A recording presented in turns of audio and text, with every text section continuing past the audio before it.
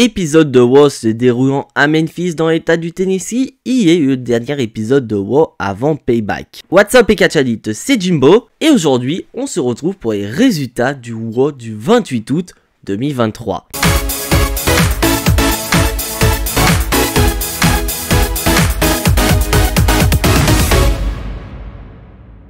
Et donc on va commencer cet épisode de WoW très fort mes chers amis Kachadit, car on va démarrer avec un combat qui va opposer et à moitié des champions tag team Sami Zayn contre Mr Money in the Bank Damien Priest. Et à l'annonce de ce combat j'étais assez mitigé, car depuis pas mal de temps chaque épisode de WoW tourne principalement autour du Judgment Day, les champions Kevin Owens et Sami Zayn et surtout Cody Rhodes. Donc ce qui fait qu'à l'annonce de ce combat en opener, j'avais assez peur qu'on ait une intervention et qu'à cause de cette intervention, on ait un nouveau match qui soit annoncé un peu plus tard à WoW, voire même pour le main event de cet épisode de WoW, sachant qu'à WWE nous a annoncé que du côté de Payback, Sami Zayn et Kevin Owens défendront leur titre tag team face à Finn Balor et Damien Priest. Donc spoiler alert mes chers amis Kachadit, on n'aura pas du tout droit à ce scénario, mais en revanche on aura droit à une intervention, car on va quand même avoir droit à 10 minutes d'un très bon combat entre Sami Zayn et Damien Priest. Et au moment où le combat tourne à l'avantage de Sami Zayn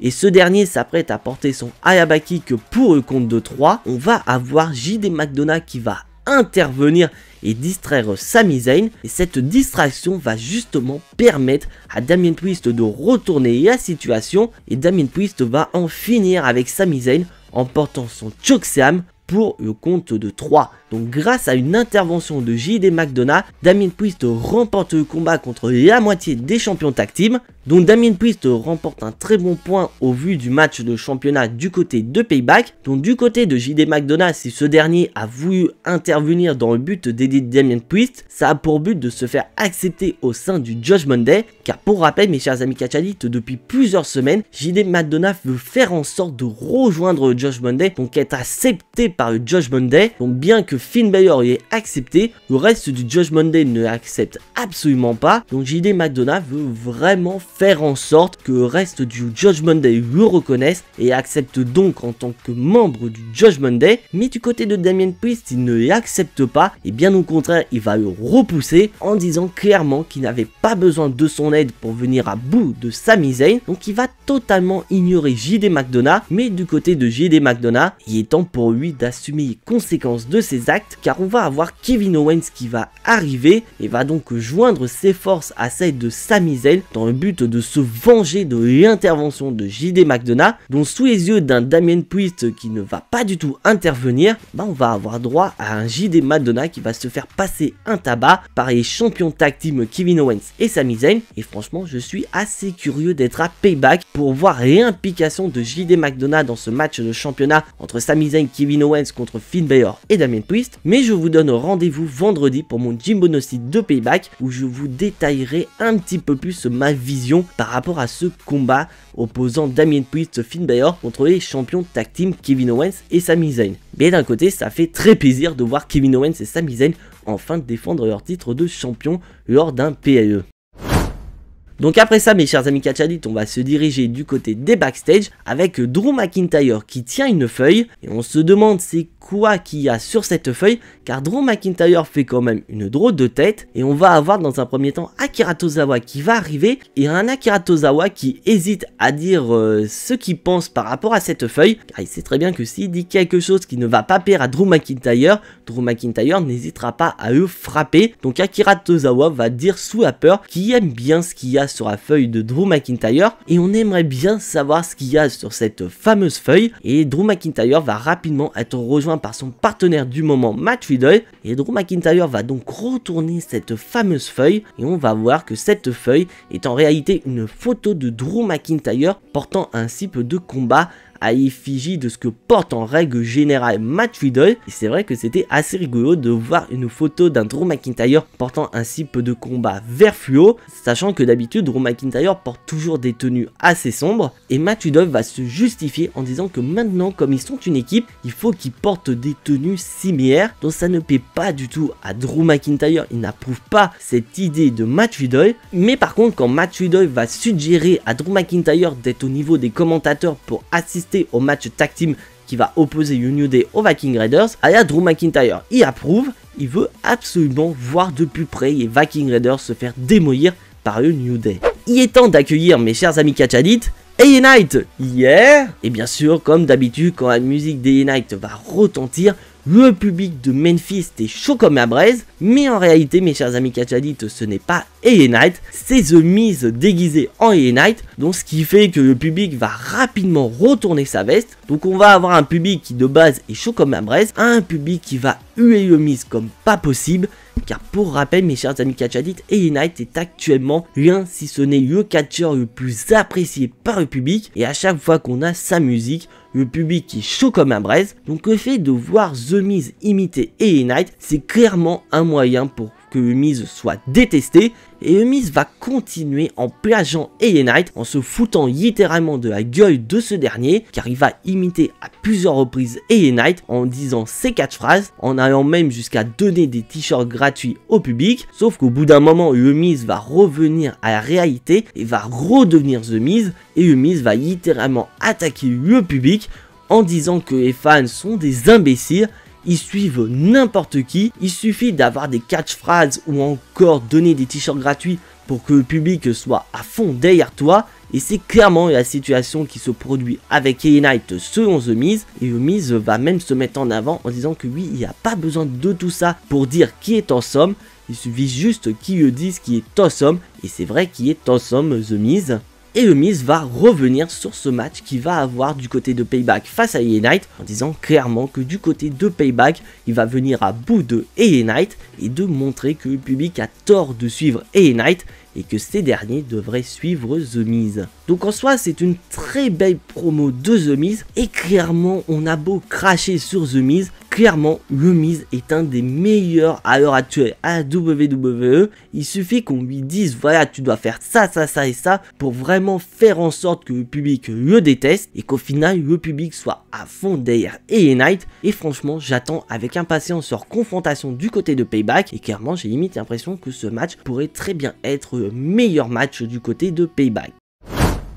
Et après ça, mes chers amis catch addicts, on repasse dans le ring avec un combat qui va opposer le New Day aux Viking Raiders. Et déjà, j'ai un petit problème par rapport à ce combat, car en soi, le combat est plutôt correct entre les deux équipes. Mais le problème, c'est que je trouve que le match est plutôt long, car on a quand même droit à un match d'une quinzaine de minutes entre les deux équipes, donc ce qui fait que c'est un petit peu long par rapport à la storyline. Et à noter qu'on va avoir Drew McIntyre et Matt Riddle qui vont être au niveau des commentateurs, ça je vous l'avais dit un peu plus tôt, donc on sait très bien ce qui va se passer au bout d'un moment, car à la fin du combat, on va avoir Ivar qui va porter Kofi Kingston et il va le balancer sur Drew McIntyre et Matt Riddle, donc ce qui fait que Drew McIntyre va être hyper énervé et va vouloir se venger des Viking Raiders, sauf que malheureusement, en voulant balancer une des chaises sur l'un des Viking Raiders, c'est malheureusement Xavier Woods qui va recevoir cette chaise, donc ce qui fait que Xavier Woods va être KO, et ça va donc laisser Kofi Kingston à la merci des Viking Raiders, et le match va donc se terminer avec les Viking Raiders qui vont porter le Ragnarok sur Kofi Kingston pour le compte de 3. Donc à cause de cette action involontaire de Drew McIntyre, les Viking Raiders remportent le combat, et tu vois que du côté de Drew McIntyre, il a vraiment pas fait exprès de s'en prendre à Xavier Woods, et donc tu sens que Drew McIntyre est mal à l'aise et va donc demander à plusieurs reprises le pardon du New Day, mais tu sens qu'un potentiel e-turn pourrait rapidement arriver dans les prochaines semaines du côté de Drew McIntyre. Franchement, je suis assez curieux de voir la suite des événements concernant Drew McIntyre, Matt Riddle, le New Day et les Viking Raiders. Donc après ce combat, mes chers amis catch addicts, on va passer du côté des quiz avec Finn Balor et Damien Priest qui sont en train de se disputer, car on a d'un côté Finn Balor qui n'a pas trop apprécié le comportement de Damien Priest vis-à-vis de JD McDonagh un peu plus tôt dans la soirée, et du côté de Damien Priest, il est assez vénère envers Finn Balor, car selon lui, l'attention de Finn Balor n'est plus autour du Judgment Day, mais autour de JD McDonagh, donc ce qui fait que les deux catcheurs sont en désaccord total, mais au vu de leur match de championnat du côté de Payback, Finn Balor et Damien Priest doivent se mettre sur la même longueur d'onde dans le but de faire en sorte de remporter le combat du côté de Payback, et à quel point que Willa Whippé en a ras-le-bol de cette situation, Willa Whippé va prendre les choses en main et va poser un ultimatum à Damien Priest et Finn Balor en disant clairement que si du côté de Payback, le Judgment Day ne repart pas avec l'or, c'est-à-dire que si le Judgment Day ne repart pas avec tous les titres qu'ils doivent avoir lors de Payback, et Willa Whippé prendra de lourdes décisions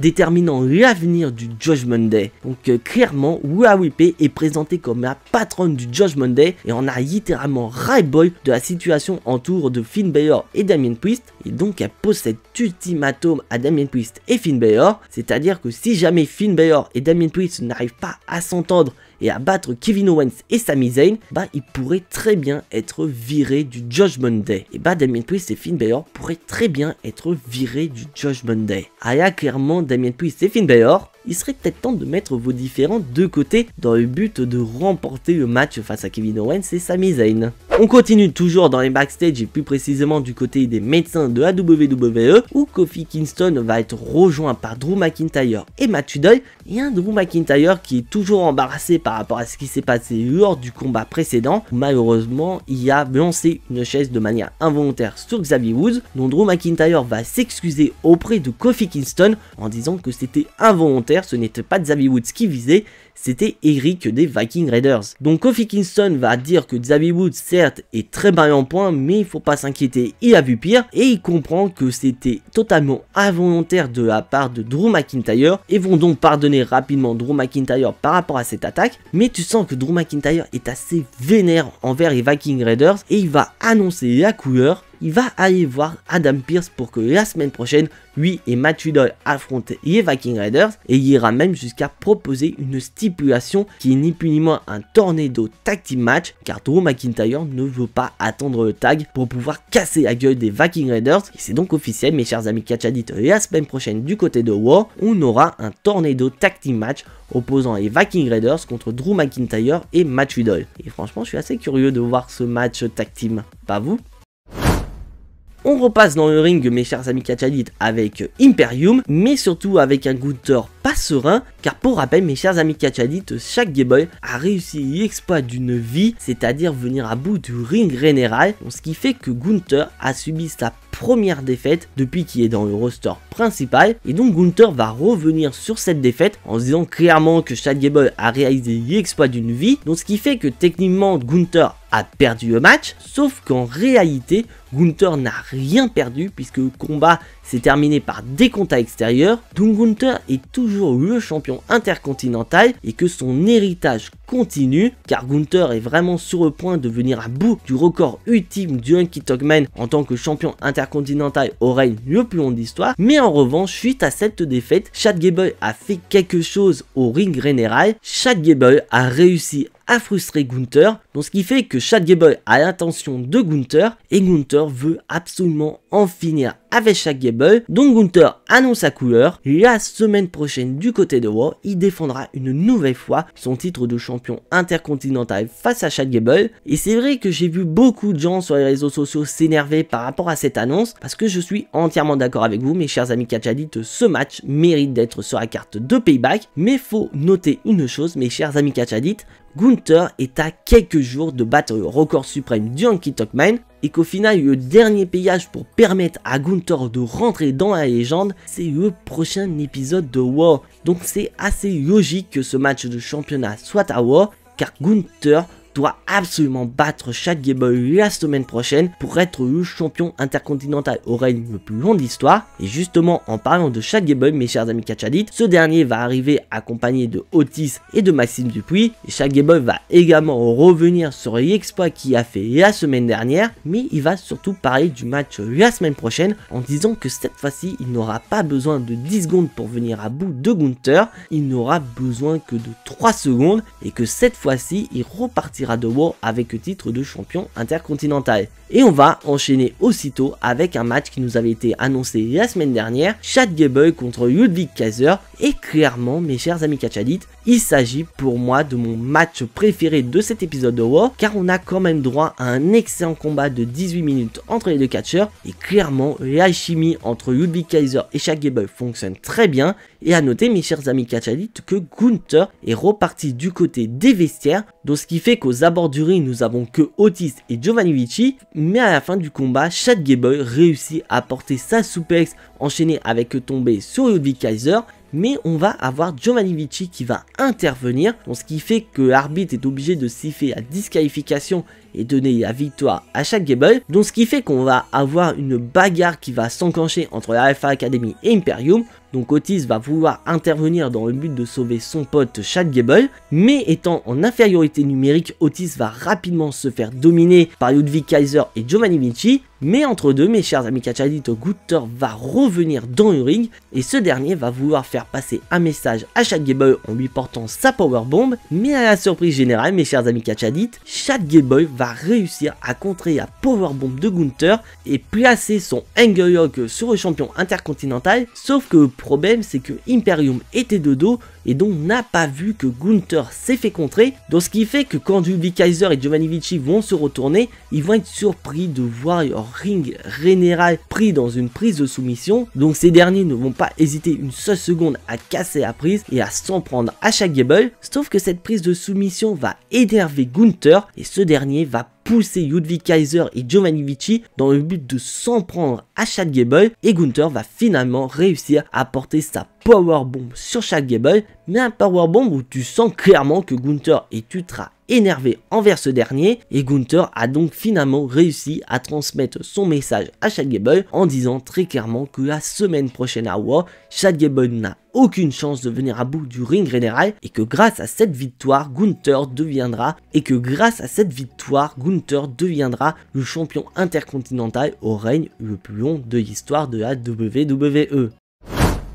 On continue dans le ring, mes chers amis catchadites, avec notre champion du monde poids lourd Seth Rollins. Et Seth Rollins, comme pour beaucoup de catcheurs, va rendre hommage à Bray Wyatt, car on a pu remarquer, mes chers amis catchadites, que beaucoup de catcheurs portent un brassard au nom de Bray Wyatt ou encore de Terry Funk. Mais Seth Rollins va rendre hommage à sa manière à Bray Wyatt, car on peut voir que sur une de ses plaques latérales, on a le logo de The Fiend. Et de plus, Seth Rollins va commencer sa promo en disant Yo oui, wow oui, une des phrases mythiques de Bray Wyatt durant la période de la Firefly Funhouse. Mais en plus de rendre hommage à Bray Wyatt, Seth Rollins est là pour une seule chose, c'est de confronter Shinsuke Nakamura, car pour rappel, Shinsuke Nakamura la semaine dernière a réveillé le point faible de Seth Rollins, et le point faible de Seth Rollins c'est son dos, donc Seth Rollins veut confronter Shinsuke Nakamura, donc Seth Rollins donne l'occasion à Shinsuke Nakamura d'être un homme, sauf que malheureusement pour Seth Rollins, Shinsuke Nakamura ne va pas arriver. Bien au contraire, mes chers amis catchadites, on va avoir droit à une nouvelle vidéo de Nakamura. Et franchement, j'adore ces nouvelles vidéos de Shinsuke Nakamura. Car d'un côté, certes, il s'exprime en japonais, mais ça reste quand même sous-titré en anglais.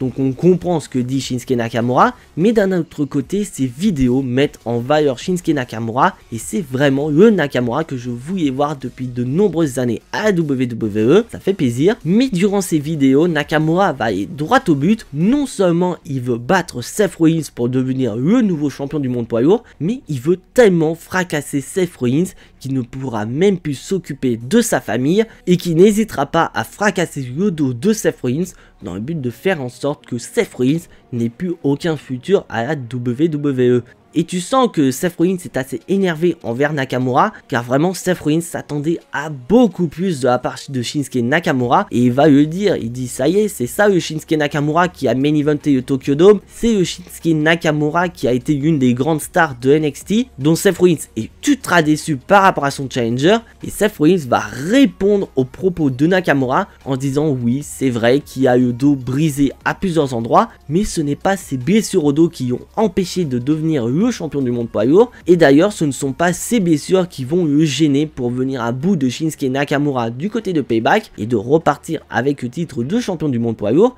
Mais en parlant de Shinsuke Nakamura, mes chers amis Catch Addict, ce dernier va arriver dans le dos de Seth Rollins et porter son Kinshasa en envoyant clairement un message à Seth Rollins que du côté de Payback, Seth Rollins doit faire attention à son dos parce que Shinsuke Nakamura n'hésitera pas à s'en prendre par derrière à Seth Rollins dans le but de repartir de Payback en tant que champion du monde poids lourd. Et clairement, j'ai adoré cette promo. Comme j'ai dit, c'est vraiment ces promos là qui mettent en avant Shinsuke Nakamura. Après, personnellement, je ne pense pas que Nakamura va remporter le combat, mais je vous donne rendez-vous vendredi pour mon Jimbo Gnostic où je vous donnerai un petit peu plus de détails dans cette rivalité. Mais n'empêche, clairement, on a affaire à un nouveau Nakamura et un Nakamura que j'apprécie énormément.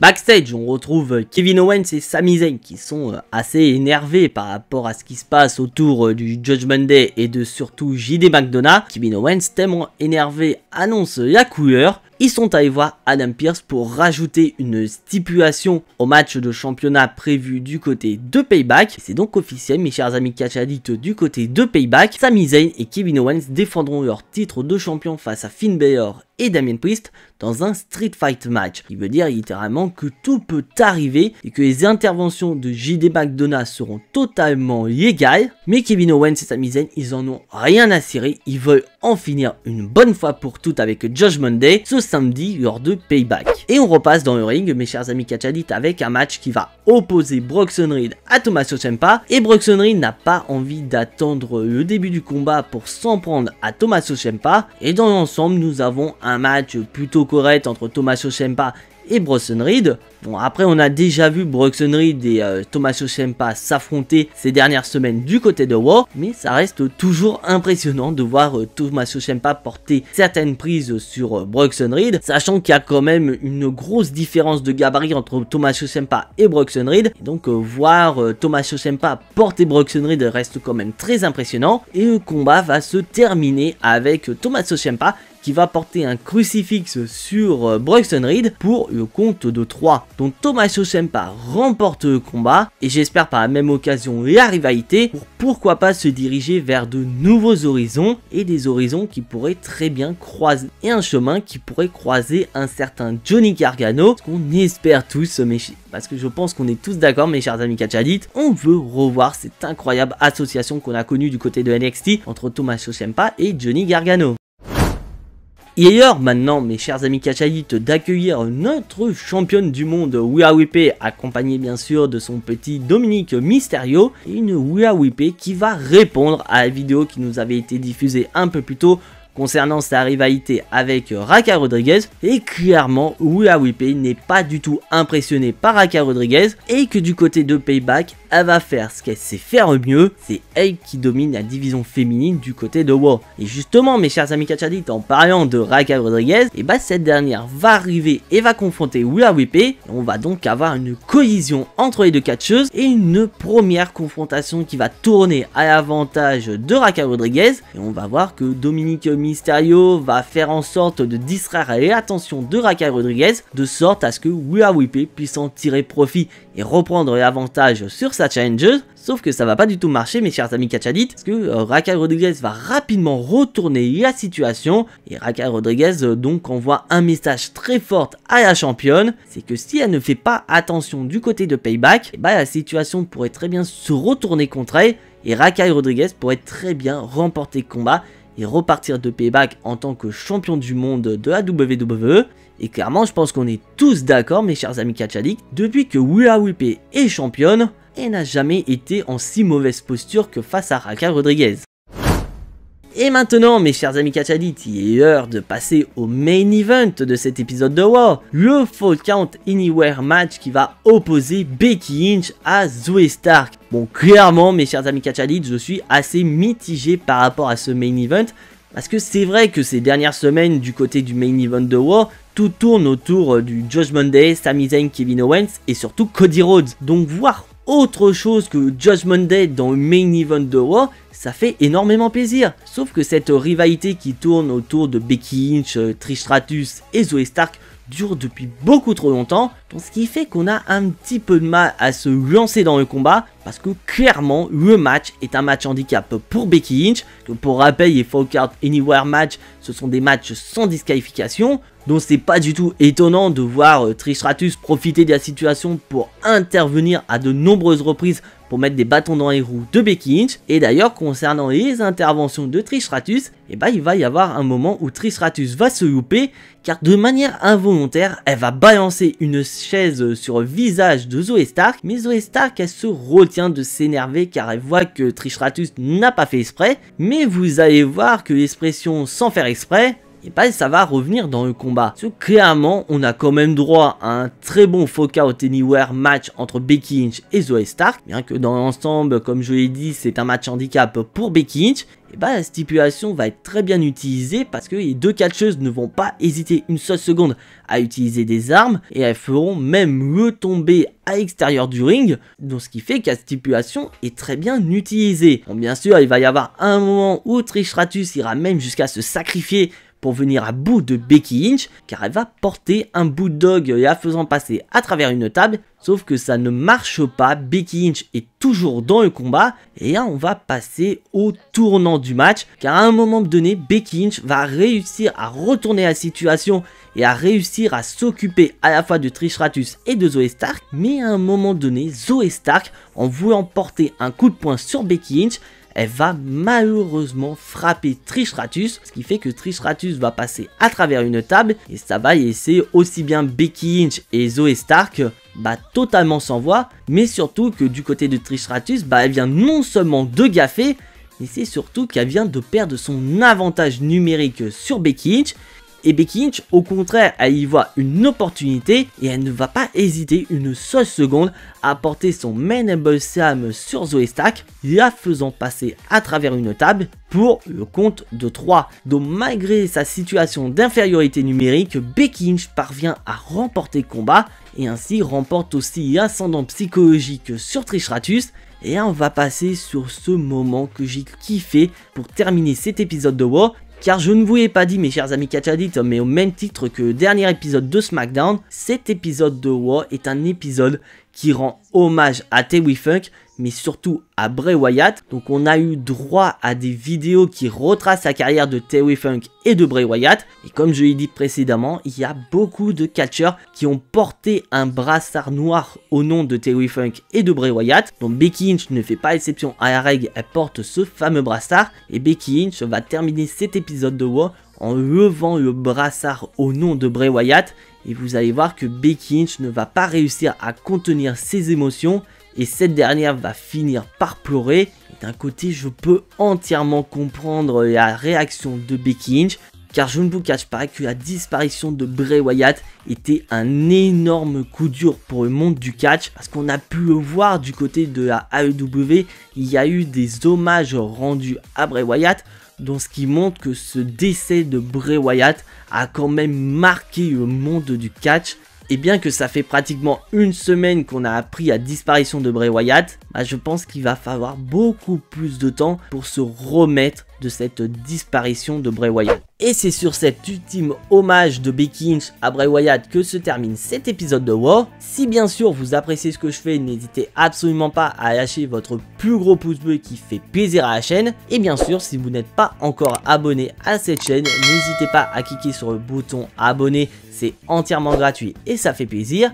Et bien sûr, je vous invite à cliquer sur la petite cloche pour être notifié de la sortie des prochaines vidéos. Car je vous l'ai dit mes chers amis Catch Addict, on est sur la semaine de Payback, donc ce qui veut dire qu'il va y avoir beaucoup de vidéos sur la chaîne, notamment le Jimbo Gnostic qui devrait arriver soit ce jeudi ou ce vendredi sur la chaîne. Vous aurez la review de SmackDown samedi et vous aurez les résultats de Payback dimanche. Donc le fait de cliquer sur la petite cloche vous permettra d'être notifié de la sortie de ces vidéos sur la chaîne. Mais en attendant, soyez tous très fiers d'être des Catch Addicts. C'était Jimbo et à la prochaine.